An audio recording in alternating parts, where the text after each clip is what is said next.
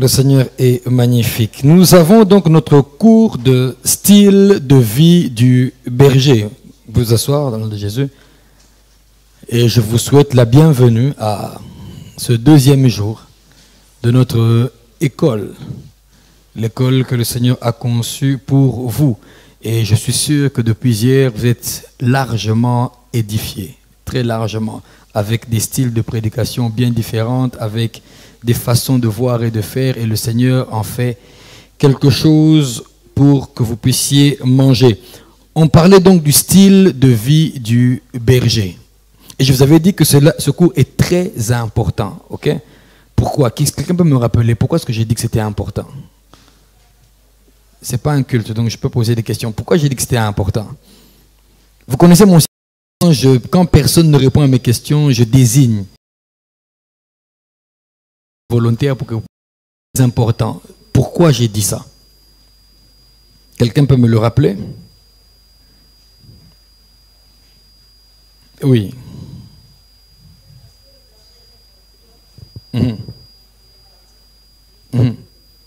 Le berger est un conducteur de chrétiens. Ouais. Le berger a reçu un mandat. Le berger est une personne visible dans l'église.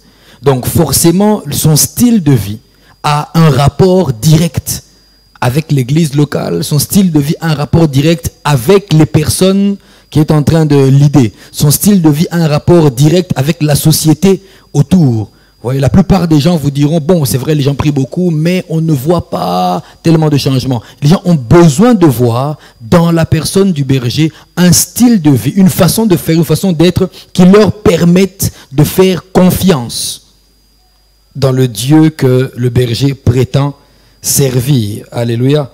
C'est donc là une importance. J'avais dit que le berger pouvait avoir de l'onction, c'est vrai. L'onction nous qualifie, c'est vrai. La connaissance nous équipe. C'est encore très vrai. Mais notre style de vie nous justifie aux yeux des hommes. Autrement dit, si vous avez un style de vie qui laisse des failles, comme je dis, un style de vie qui prête à confusion, qui entretient la confusion et qui sème la confusion, en ce moment-là, même votre prédication, même tout ce que vous pouvez accomplir, serait-ce les miracles les plus grands du monde, seront inutiles. Je me fais comprendre? Bien. Alors, hier par exemple, nous avons eu un cours magnifique, l'introduction au sacerdoce, où beaucoup de connaissances ont été révélées. Beaucoup de connaissances ont été dites. Donc vous avez acquis quelque chose qui n'est pas là pour vous seulement, mais pour que vous puissiez vous en servir pour les autres aussi. Mais que va-t-il se passer si votre manière de vivre, si votre style de vie ne ressemble pas, mais il faut que l'on sente que Dieu lui-même habite avec vous. Le style de vie est donc très important. Là où le berger vit, le berger ne vit pas qu'à l'église. À l'église, il exerce une tâche en son sacerdoce. Mais il a un endroit où il vit. Il se passe une vie privée, une autre partie de sa vie publique. Là où il est, le premier témoignage que les gens vont avoir de lui, ce n'est pas par rapport aux révélations qu'il va sortir de sa bouche, mais c'est plutôt par rapport à la révélation que sa vie va donner. Quelqu'un m'a entendu? J'ai dit ceci, que là où le berger se trouve, là où il vit, là où il reste de manière continuelle, la première révélation que les gens vont avoir, ce n'est pas ce qu'il est en train de professer de sa bouche, mais c'est plutôt ce que sa propre vie est en train de démontrer. Et c'est là toute l'importance d'avoir un style de vie propre. Un style de vie impropre vous disqualifie. Oui. Vous disqualifie. La plupart du temps, les échecs que la plupart des bergers ont eu dans leur vie, les échecs que la plupart, je vais dans un spectre plus large, que la plupart des hommes ou des femmes de Dieu ont pu avoir, est d'abord venu de leur style de vie. Ensuite, c'est peut-être de la doctrine qu'ils ont confessée, mais de leur style de vie. Lui-même, comment vit-il? Qu'est-ce qui émane de lui? En quoi je peux avoir confiance? Qu'est-ce qui me garantit? C'est important.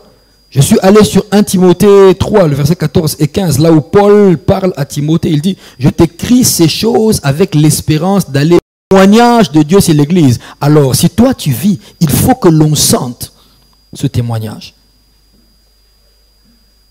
Est-ce que tu peux m'aider à redire à ton voisin, toute l'onction du monde, dis-lui bien, toute l'onction du monde ne serait d'aucune utilité si ton style de vie est impropre.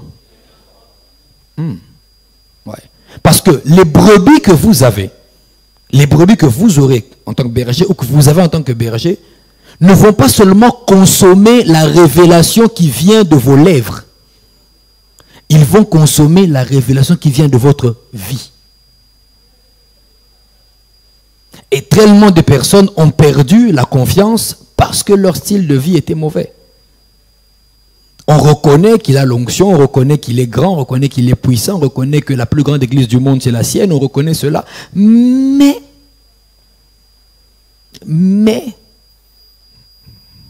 ouais, j'ai déjà eu affaire à des personnes qui ont bien voulu que nous puissions leur céder la chaire de prédication afin qu'ils puissent apporter la parole dans notre église.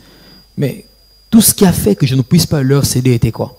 Je me renseigne, qu'est-ce qu'on me dit? Et il prêche bien. Oh, il est puissant, il est vivant, c'est très bien. Mais, avec l'argent, il n'est pas sérieux. Ouh. Ouais. Non, mais c'est bien, c'est un très bon prédicateur, une prédicatrice hors pair. Non, généralement, elle, quand elle enseigne, oh, je vous assure, vous n'avez pas envie de partir. Fantastique, génial, ok, c'est très bon. Mais elle a un problème avec son langage. Quand elle t'insulte, eh bien, tu sens qu'on t'a insulté et tu sais qu'on t'a insulté. Tu vois? Vous connaissez ce genre de personne hein, qui, si seulement tu le cherches, il va t'expliquer ta vie dans des parties que toi-même tu ignores. Il va te dire des choses de ta vie que toi-même tu ne connais pas. Style de vie. Ouais. Essayez d'imaginer un peu Pierre, et essayez d'imaginer Paul qui ont un mauvais style de vie. Qui allait croire? Personne. Bon, ça va, de toute façon, chacun fait son choix. Eh oui, c'est malheureux, entre guillemets, mais c'est comme ça. C'est comme ça. Toute mode n'est pas pour vous. Ouais. Parce qu'il y a des modes décentes et des modes non décentes. Donc toute mode n'est pas pour vous. Toute façon de faire n'est pas pour vous. Toute façon de s'habiller n'est pas pour vous. C'est dommage parce que, entre guillemets, vous avez l'impression de rater, mais ça fait partie de votre sacrifice. J'avais même dit, si vous n'êtes pas prêt à vous sacrifier, renoncez. Il n'est pas trop tard. Vous voyez? Donc même à la fin de l'école des bergers, venez me voir pour dire, pasteur, moi je renonce. Je crois que sincèrement, je ne suis pas fait pour ce genre de vie-là. Alors, please, je veux rester entre guillemets simple mondini, comme les gens aiment dire. Un simple fidèle assis sur le banc. Si vous n'êtes pas prêt au sacrifice, renoncez. Mais je sais une chose, le Saint-Esprit vous accorde la force nécessaire pour aller au-delà de vos envies et entrer dans ses envies à lui. J'avais dit d'éviter tout ce qui était extravagant, vous voyez, le bling-bling et autres. Sincèrement, évitez ces choses. Le cours que je suis en train de donner est un cours qui est vraiment purement social, vous voyez. C'est vraiment dans le social. Donc, évitez les apparences trop extravagantes. Évitez ça. Il y a des personnes qui vous fermeront la porte parce que votre apparence ne donne pas un air de confiance. Vous voyez. Et pourtant c'est l'intérieur. Ouais, les gens vous disent Dieu voit les cœurs, c'est l'intérieur. Mais laissez-moi vous dire que l'extérieur est le reflet de ce qu'il y a à l'intérieur. La Bible dit c'est de l'abondance du cœur dont la bouche parle. Ce que la bouche déclare, tu l'as entendu, tu le sais. Mais ça vient d'où? Du cœur. Le cœur, tu ne l'as pas vu. C'est à l'intérieur. Toute personne s'habille, s'oriente, fait les choses par rapport à ce que son cœur est en train de faire. Ouais, par rapport au cœur. Ça se passe à l'intérieur, dans l'esprit, et puis ça se reflète à l'extérieur. Ouais, si à l'intérieur de vous, l'Esprit de Dieu est bien assis, il y a des choses qui, à l'extérieur, vous ne le ferez pas. Vous aurez honte vous-même. Même dans votre chambre, vous ne ferez pas ça. Évitez l'extravagance. Vous imaginez un peu que l'on vienne et que là, on ait une conférence, on ait quelque chose à faire avec des hommes de Dieu et autres, avec vous, par exemple, et qu'en arrivant, vous allez vous rendre compte que j'arrive avec des bottes cloutées, avec 4 chaînettes, avec des grosses croix partout, avec des lunettes de soleil, une casquette. avec 8 bagues par-ci, par-là, n'est-ce pas, avec 3 dents en or, et puis un manteau de fourrure. Ouais. Puis je monte pour vous dire, bien-aimés dans le Seigneur, que l'Éternel soit avec vous. Quelqu'un dit Amen.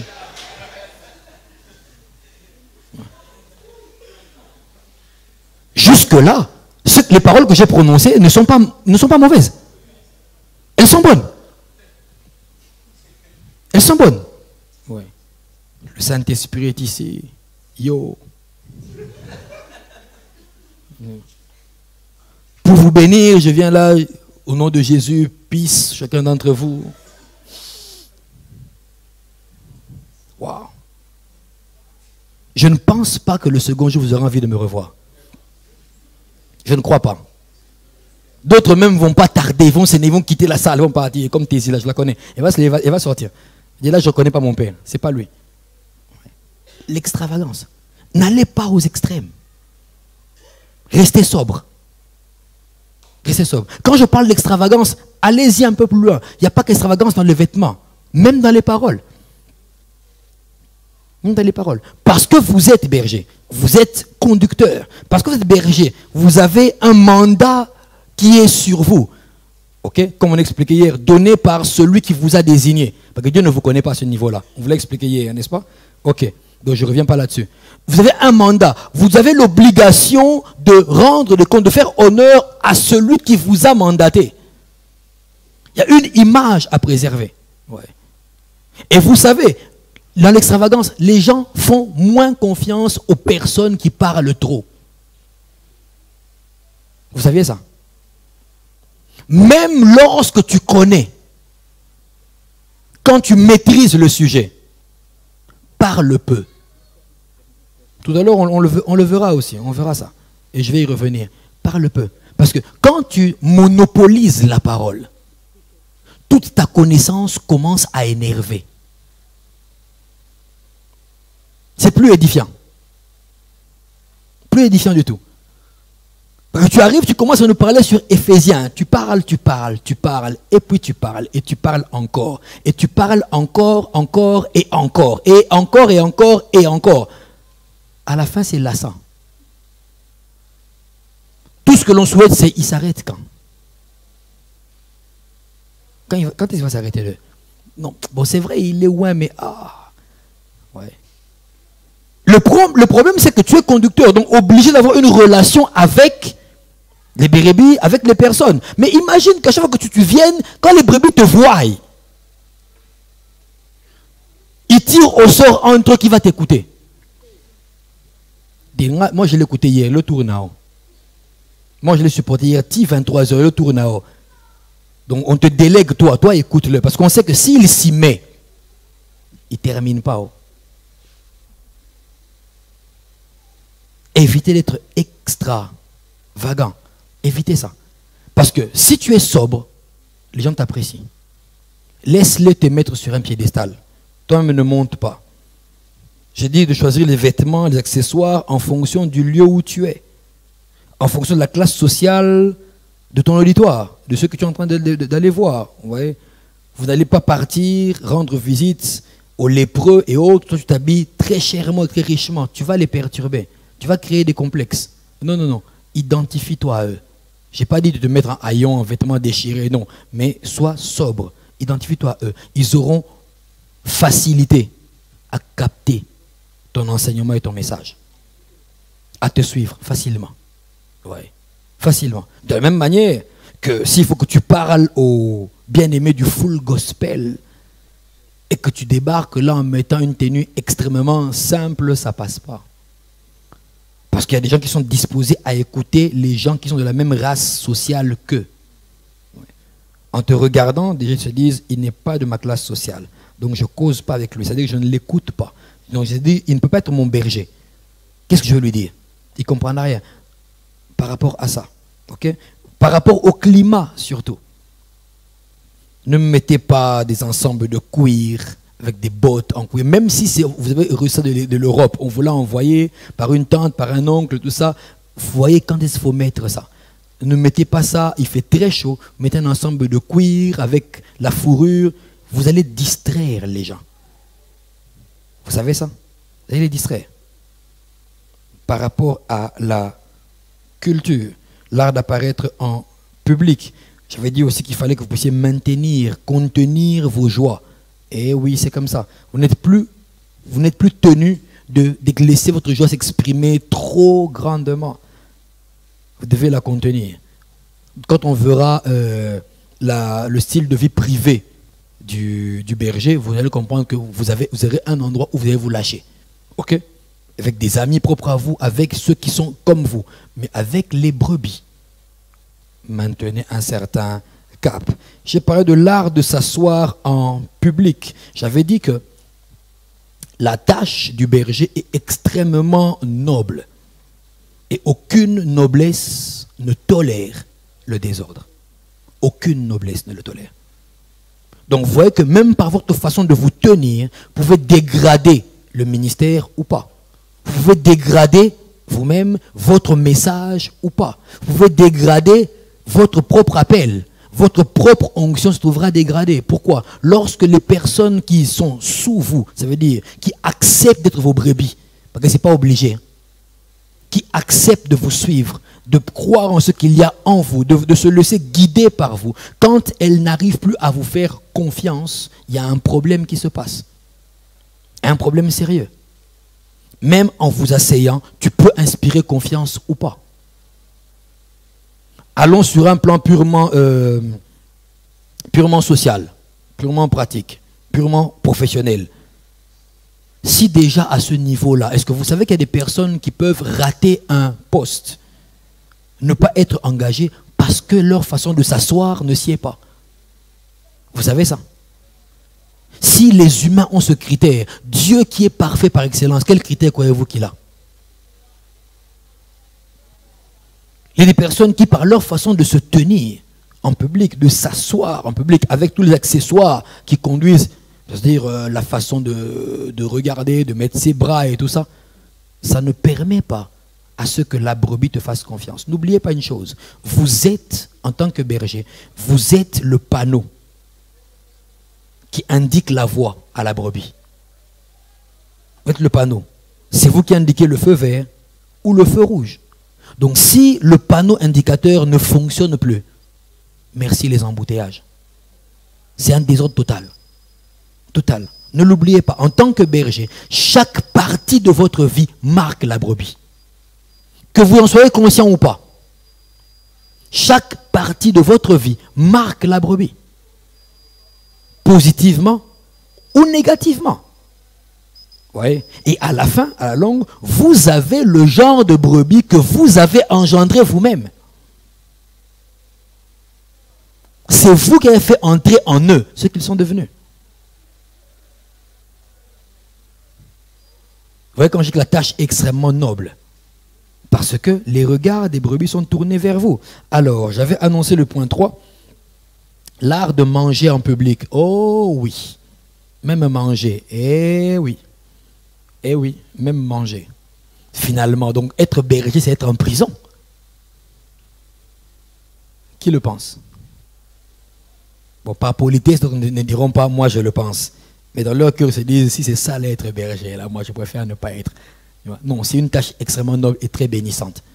Servir Dieu, c'est la meilleure chose que l'on puisse faire sur la terre. L'art de manger en public. Vous êtes berger.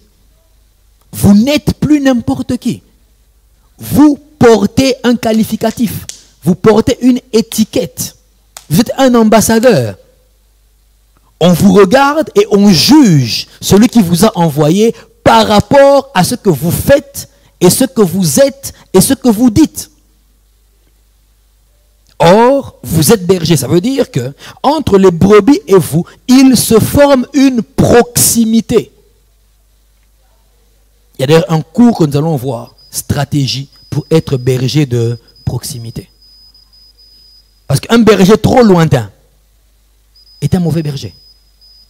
J'ai toujours dit, si le berger n'a pas l'odeur des brebis, qu'il change de métier. Ça sera pour le cours de stratégie. Alléluia. Je vous conviens à ce cours-là. Toutes les stratégies pour que vous soyez un berger de proximité, ça fait réussir. Ça fait réussir. J'ai expérimenté ça moi-même. Et je vois les fruits aujourd'hui. Mais ça, on en parlera.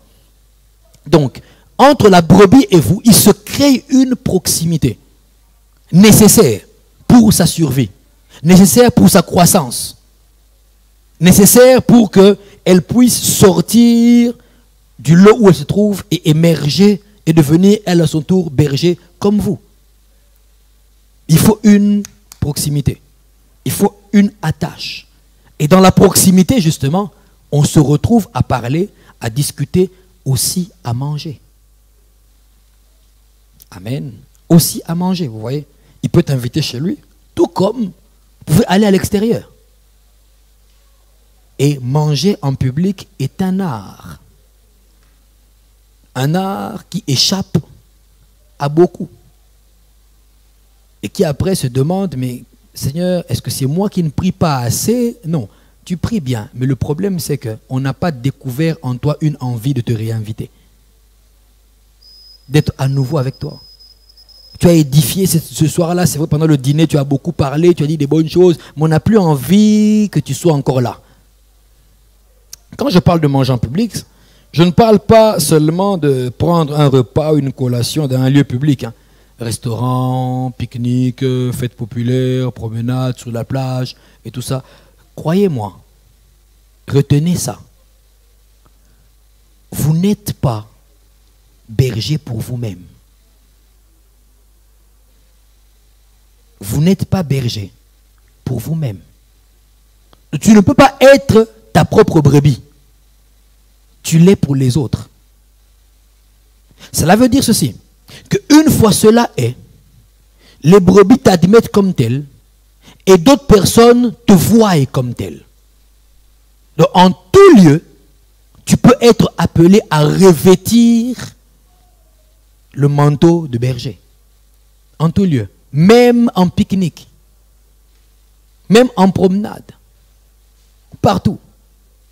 Souvent, lorsqu'il m'arrive de faire des achats avec ma femme, nous partons dans certains lieux pour acheter l'une ou l'autre chose.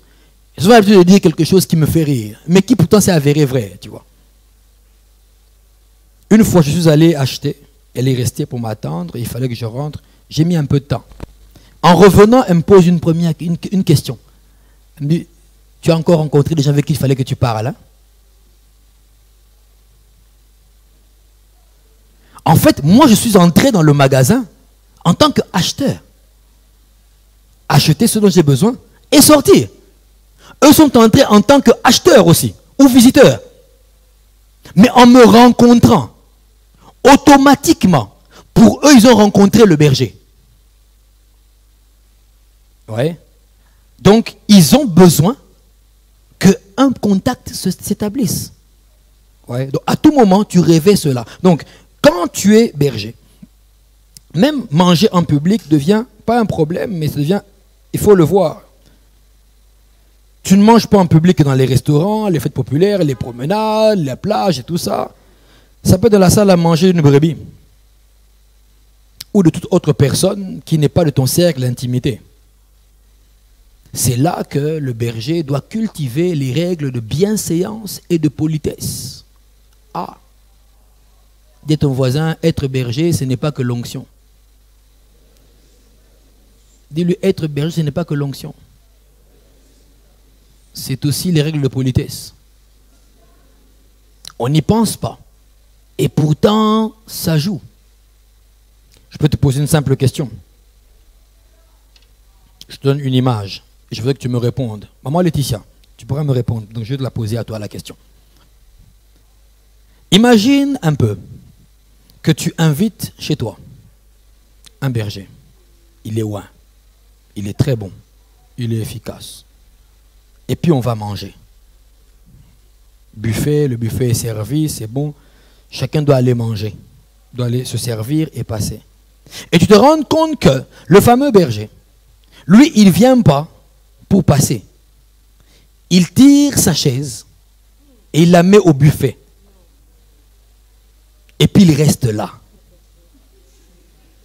Et il se sert copieusement. Et il mange.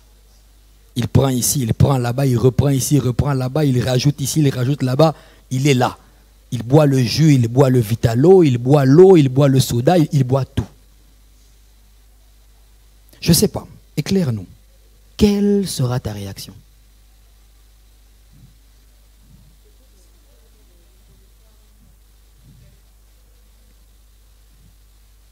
Étonné de voir un tel comportement.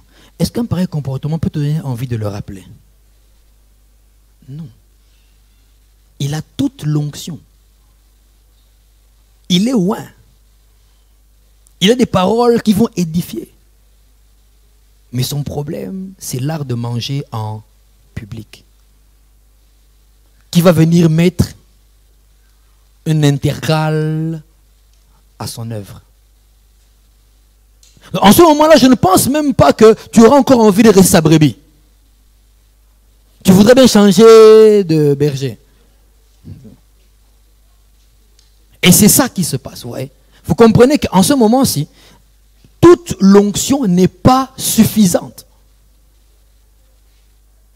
Les règles de politesse et de bienséance jouent un rôle essentiel.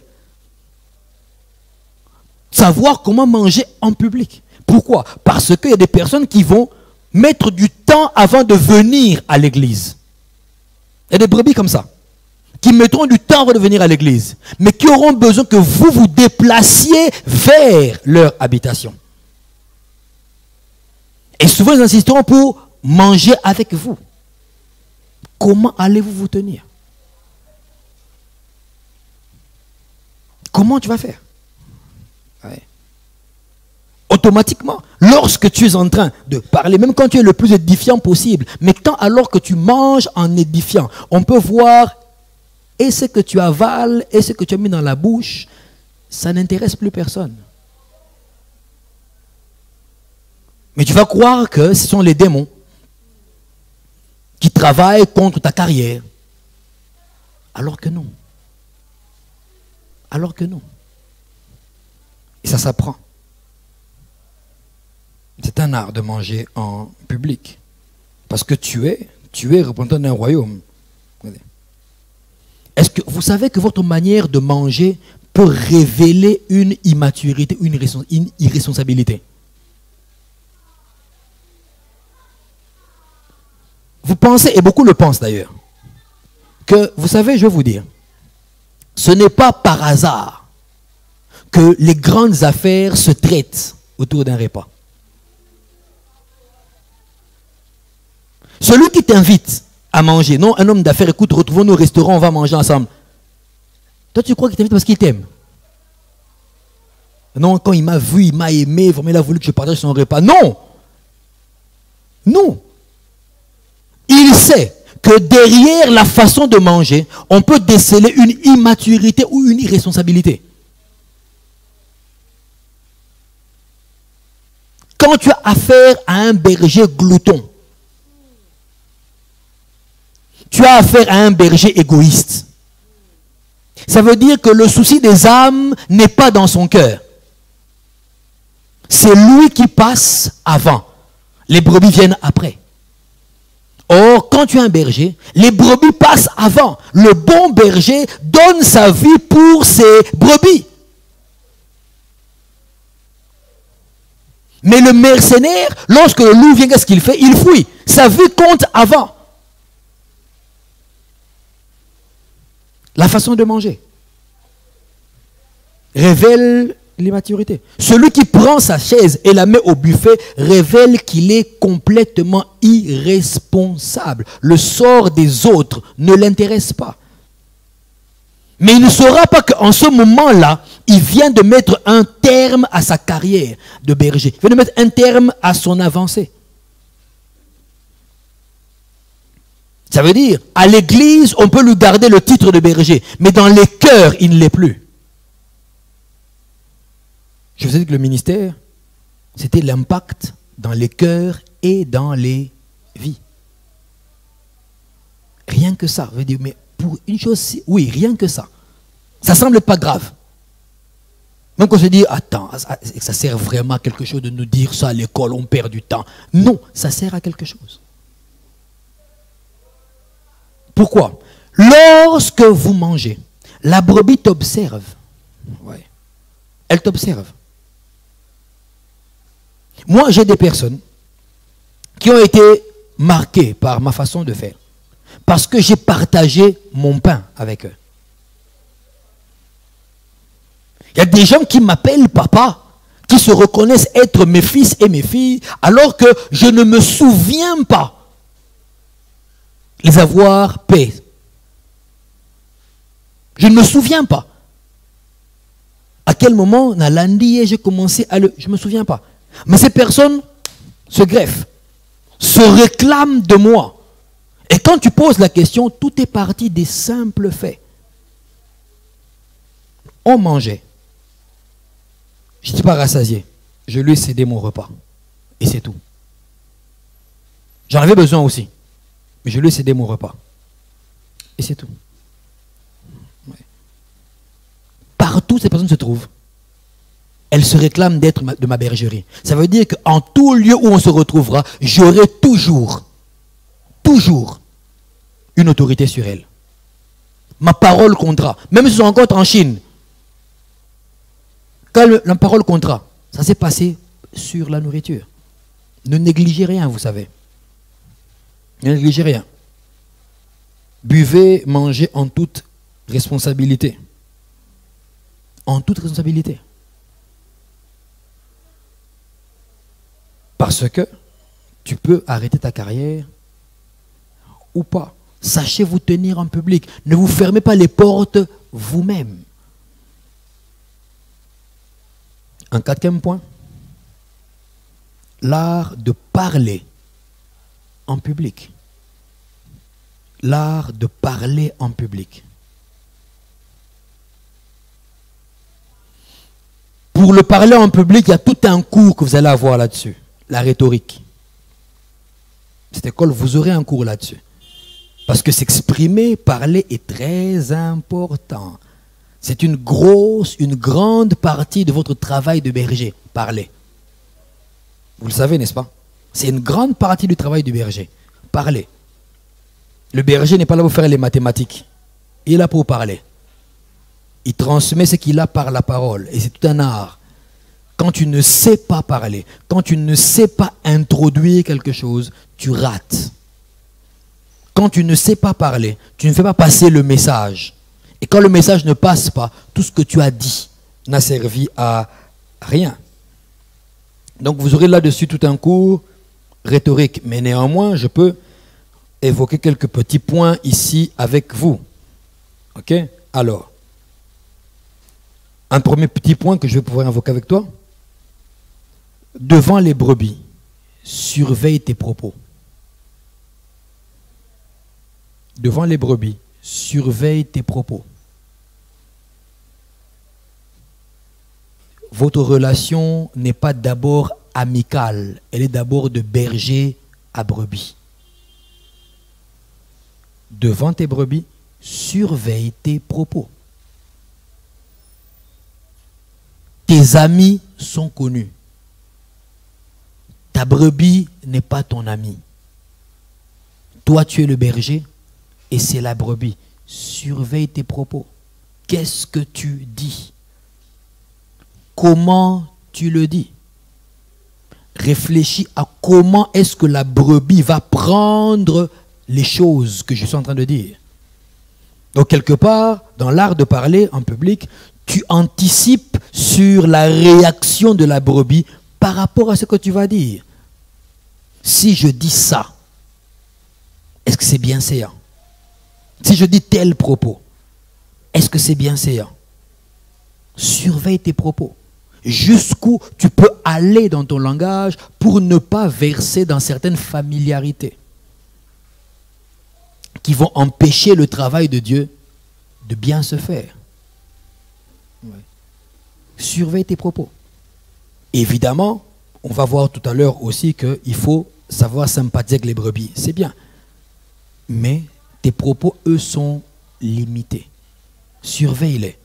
Réfléchis à ce que tu dis. Réfléchis bien à ce que tu dis. Ne sors que quand c'est utile. Ouais. quand c'est utile. Quand ce n'est pas utile, non. Ici, je suis déjà en train d'introduire quelque chose pour vous dire que lorsque vous êtes berger, c'est vrai, vous êtes en train d'exercer aussi vos dons spirituels. On a parlé du degré 2 hier. Les dons spirituels s'exercent aussi. Vous voyez, des dons comme la parole de connaissance et des dons comme le don de prophétie, ce sont des dons qui, lorsque vous ne les maîtrisez pas, vos propos vont devenir discourtois et disproportionnés. Ouais. Surveille tes propos. Ça veut dire, tu n'es pas obligé de parler quand tu n'as rien à dire.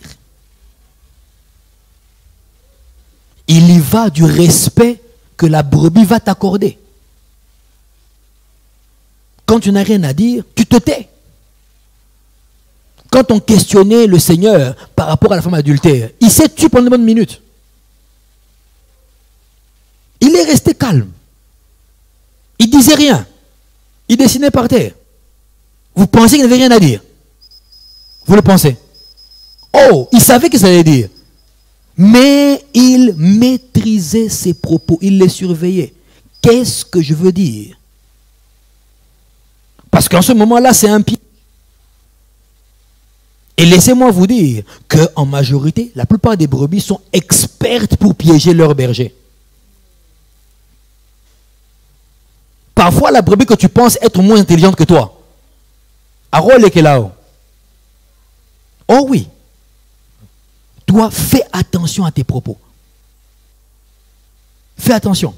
Retiens pour toute ta vie. Le berger n'est pas une machine à réponse. Ne l'oublie jamais. Ce n'est pas une machine à réponse. Il n'est pas obligé d'avoir réponse à tout. C'est comme ça que certains, quand ils n'ont pas réponse, ils cherchent une réponse et ce n'est plus la réponse.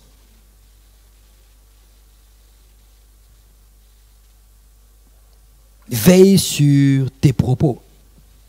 Deuxième petit point, toujours dans le grand point 4, l'art de parler en public. Sois édifiant dans tes propos. Sois édifiant dans tes propos. Les brebis doivent s'habituer à entendre Dieu par toi.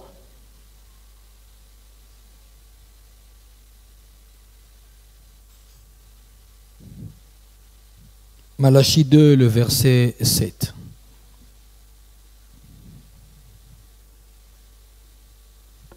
Maman Laetitia, tu peux nous le lire? Malachie 2, le verset 7. Sois édifiant dans tes propos. Tu vois que les deux là, ça se tient en fait. Quand tu surveilles tes propos, tu peux devenir édifiant. Pourquoi? Tu ne parles pas pour rien. Tu n'ouvres pas la bouche pour raconter des bêtises. Mais quand tu parles, la brebis est édifiée. Avec tes amis, tu auras le temps de rigoler, de blaguer, tu auras le temps. Mais avec la brebis, sois édifiant. Il faut que lorsque la brebis a fini de parler avec toi, qu'elle se dise, aujourd'hui j'ai reçu quelque chose. J'ai reçu ça.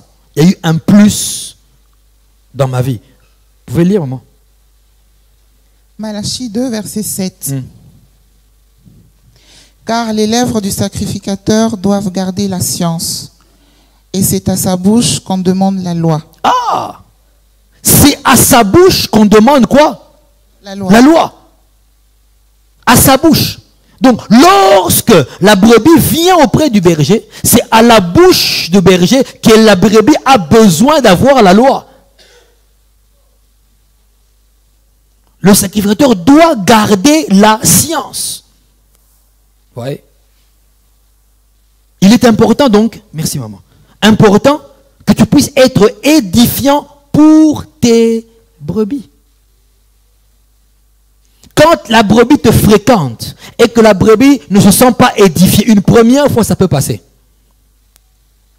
Une seconde fois, ça peut être toléré. Mais crois-moi, à la longue, la brebis ne voudra plus se laisser paître par toi parce que tu n'as rien d'édifiant. Rien. on va développer cela dans le style de vie privée du berger. Là, je parlerai de l'intimité dans la prière, je parlerai de la profondeur dans la parole et tout, ça on en parlera. Mais tu comprends que la brebis a besoin d'être édifiée. Donc toi qui développes cet art de parler en public, parce que la brebis est une personne publique, c'est en public, tu parles, mais il faut que tu parles pour dire quelque chose. C'est tellement fatigant d'écouter une personne qui parle pour ne rien dire. Je ne sais pas si ça te plaît. Moi, ça me dérange. Ou vous avez des discours comme ça où quelqu'un a parlé 2, 3, 4, 5, 6 heures et puis tu te poses la question, qu'est-ce qu'il voulait dire? Ou après que tu aies parlé pendant des heures, on demande, explique-moi. En résumé, c'était quoi? Ouais. Sois édifiant dans tes propos. Quand tu acceptes d'ouvrir ta bouche pour parler à ta brebis, donc pour faire ton travail de berger, pour parler à ton ou à tes brebis, sois édifiant. Que la brebis se dise, chaque fois que je parle avec, non, je gagne quelque chose. Il y a quelque chose qui entre, je gagne quelque chose. Il y a ça et ça que je ne savais pas que je sais. Ou que je croyais savoir, maintenant j'ai une plus ample explication. Ou que j'ai vu clair. Oui. Ce n'est qu'à ça que les Juifs ont pu dire de Jésus, jamais homme n'a parlé comme cet homme. Jésus n'a pas refait la loi de Moïse. Tu sais ça? Il n'a pas réécrite.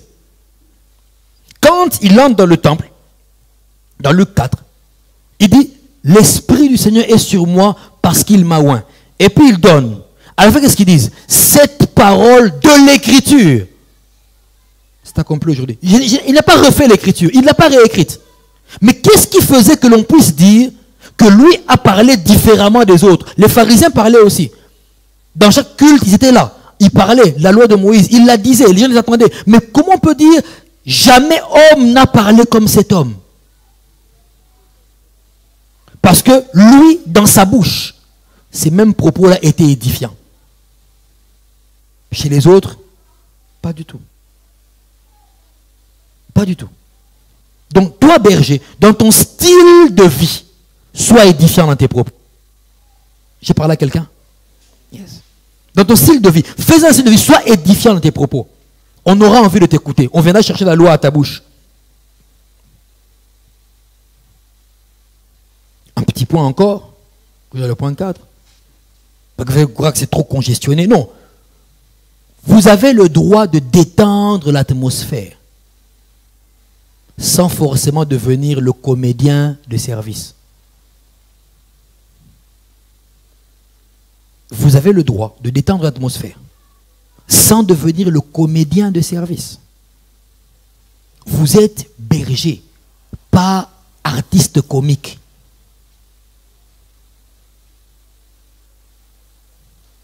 Vous voyez? Pourquoi je dis ça? Si, en tant que berger, quand tu parles, on n'est pas édifié, donc forcément on est distrait. Il n'y a pas autre chose. Si quand tu parles à ta brebis, elle n'est pas édifiée, donc tu la distrais. Tu lui fais perdre du temps. Et souvent quand on n'a pas des propos édifiants, eh bien, on se met à dire n'importe quoi. Et là, on en rigole, c'est vrai. On s'en réjouit, c'est vrai. Mais on n'est pas avancé. On n'est pas avancé. Ton travail de berger, c'est de faire en sorte que la brebis grandisse et avance. Tu en es où? Tu en es où? C'est pas l'armée. Donc tu peux saluer ta brebis, tu peux lui faire un compliment, tu peux même lancer une blague à la brebis. Elle va rigoler. Ça peut contribuer à permettre le contact pour que tu puisses parler, pour que tes propos puissent entrer. Ouais. Pour qu'ils puissent être disposés à t'écouter. Et quand tu es trop militaire aussi, tu n'édifies plus. Il y en a qui confondent être ouin et être méchant. Non, parce qu'il est ouin à ses cas à sauter. Nous sommes loin. Chaque fois qu'il vient, il regarde. Toi, tu n'as pas médité. Toi, je sens le péché. Automatiquement, on n'a plus envie d'être en contact avec vous. Même si ce que tu as dit est vrai. La prochaine fois, on n'a plus envie. Créer un contact. Tu peux venir et puis, tu crées un contact. Là-dessus, on peut rigoler. Ça détend. Mais ça ne doit pas être le gros. Ce n'est que ça. Non. Tu n'es pas là pour ça. Sois édifiant. Tu es dans l'atmosphère, ça permet, mais tu es édifiant. Tout en ayant un riz, et puis après on passe. Quand elle part, la brebis retient ce que vous avez dit ensemble. Je l'ai vu. J'ai été édifié. L'art de parler en public. Je vous ai dit que ça se développera dans le cours de rhétorique. Donc là, je n'ai fait que prendre quelques petits points. Et lorsque ce cours vous sera donné par le pasteur Arta, vous allez pouvoir développer cela en plus grand. 5, j'ai l'art de parler en public, j'ai dit. 5, l'art de respecter ses propres brebis. L'art de respecter ses propres brebis. Ici, il y a un grand hic, il y a un gros problème. Parce que la plupart du temps, le berger qui est établi sur les brebis confond autorité avec autoritarisme. Il confond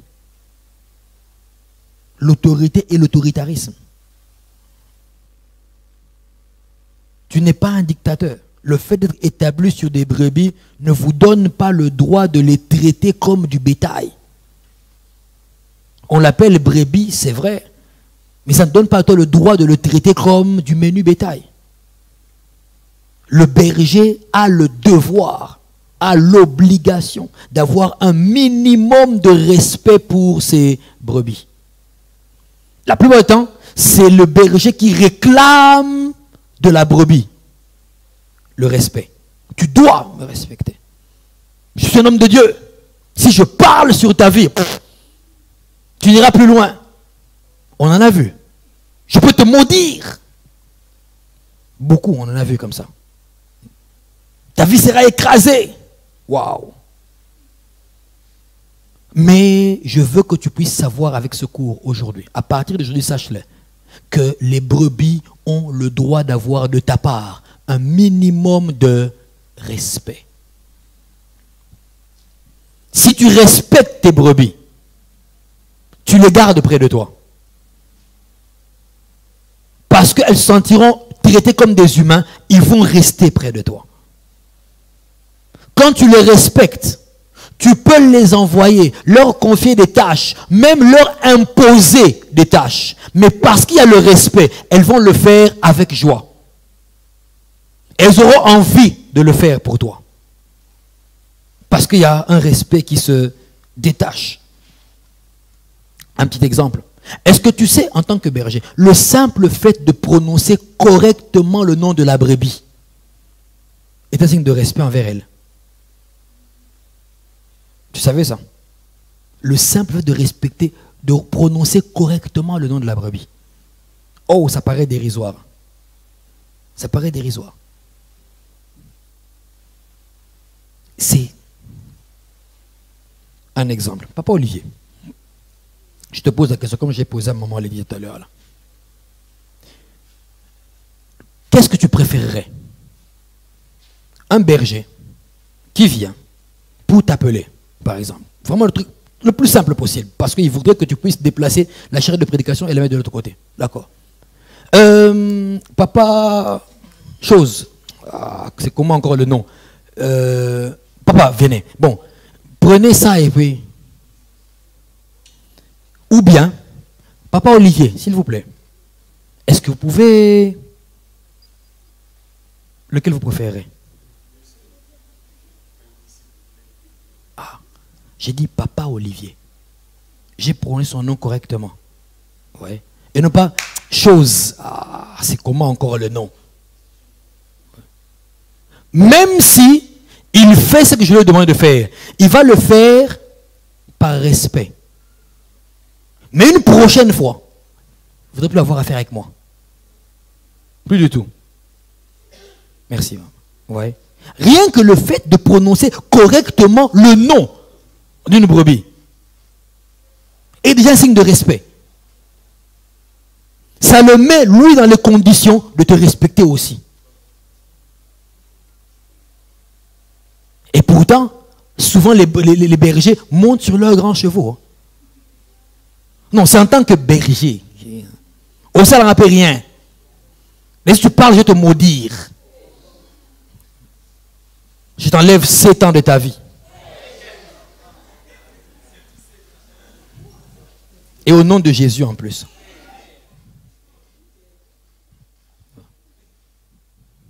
La Kangyo Libota.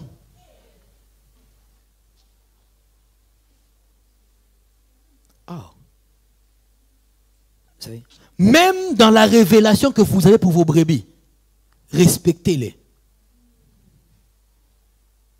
Respectez-les. Même en exerçant vos dons spirituels sur les brebis, respectez-les. Respectez-les. Ouais. Parce que, par exemple, même si ce fait qu'en tant que berger, vous avez une parole de connaissance sur la brebis, respectez-la au point de savoir qu'est-ce que tu peux dire de lui en public et qu'est-ce que tu dois dire de lui en privé.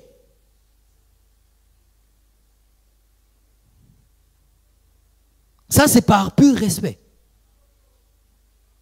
Une parole de connaissance du monde, tu peux lui dire, papa, j'aimerais vous voir. Quand nous aurons fini la réunion, voyez-moi, j'ai à vous parler. Ce que je veux dire, je le sais. Le Seigneur m'a dit. Ouais. Mais parce que je dois respecter la personne.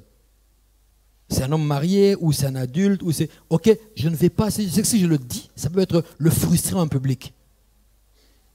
Je vais l'amener dans mon bureau et puis on va échanger. Ou bien à part et puis on va parler. Respect. Et non pas parce que vous êtes berger, vous prenez tout. Ainsi parle l'Éternel. Vraiment, il y a des gens qui n'iront pas au ciel ici. Hier, vous avez trompé votre femme. Vous étiez à l'hôtel. Attends. Celui à qui tu parles est un homme marié. Donc il y a des gens qui l'appellent papa et qui le respectent. Dans l'assemblée, les gens le respectent. Garde-lui son rang. Ok? En disant ça, tu es à la base de la mort de son foyer. Ouais. Mais parce que toi, tu as envie de ma gang,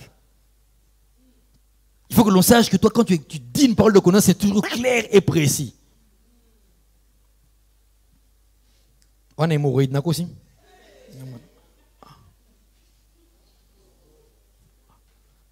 Tout le monde sait comment les hémorroïdes se présentent. Donc ceux qui ont entendu vont commencer à imaginer le gars dans ses hémorroïdes.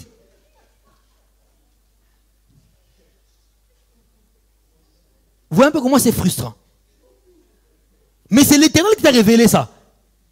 Dieu qui t'a parlé. Et ce n'est pas faux. Parce que lui-même, il le sait qu'effectivement, c'est là. Et même que là, il est assis, il ne sait pas se lever. Parce que les ennuis sérieux ont commencé. Mais, respecte-le. Respecte-le. C'est un art. C'est un art. Ça va t'aider à demeurer un bon berger. Tu peux être berger établi sur des personnes plus âgées que toi. Et là, c'est souvent là que la plupart des bergers fautent. Plus âgées que toi. Mais ces personnes sont tes brebis. Christ n'avait que 30 ans. Et quand il est mort, 33 ans. Il était moins âgé que beaucoup de personnes qui le suivaient. Moins âgé. Mais Christ n'a pas manqué de respect. Respectez-les. Respectez-les, papa. Maman, c'est ta brebis. Pas dit, hé, brebis.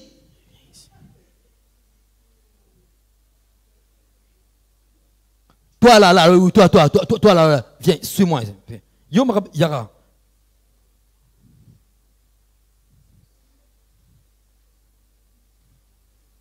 Par politesse, Aroya.